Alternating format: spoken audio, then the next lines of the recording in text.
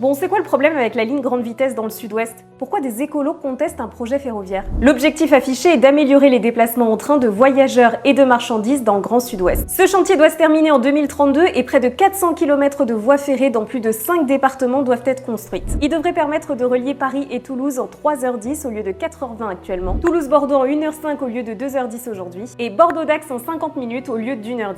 Et cette ligne à grande vitesse devrait permettre aussi un peu plus tard d'aller jusqu'à Madrid depuis Bordeaux. Alors d'un côté, selon les collectivités en Occitanie, ce projet pourrait permettre de sortir de la route près de 10 000 camions qui remontent tous les jours d'Espagne, et ainsi libérer les lignes existantes pour le fret. Et pour la SNCF, ce projet va encourager une mobilité plus durable, et il doit permettre ainsi de détourner les usagers de l'avion. Et dit comme ça, on est d'accord, c'est quand même très cool. Sauf que de l'autre côté, les opposants dénoncent un projet inutile et destructeur pour l'environnement. Il va entraîner l'artificialisation de 4800 hectares de terre. Ils craignent des impacts sur la biodiversité, notamment dans la vallée du Ciron, un site classé Natura 2000. Selon eux, il aura seulement pour effet de raccourcir les temps de parcours sans pour autant améliorer les transports du quotidien des habitants. Oui, parce que les TER périurbains ne vont plus circuler que sur une seule voie quand le TGV sera lancé, contre 2 voies aujourd'hui. Et puis ça coûte cher, 15 milliards d'euros, cofinancés par l'État, l'Union européenne et les collectivités locales. Plus de 2300 communes proches du tracé vont devoir payer une taxe spéciale. Donc les opposants prônent plutôt la rénovation des lignes existantes et le développement des transports en commun. Tiens, dis-moi ce que t'en penses toi en commentaire.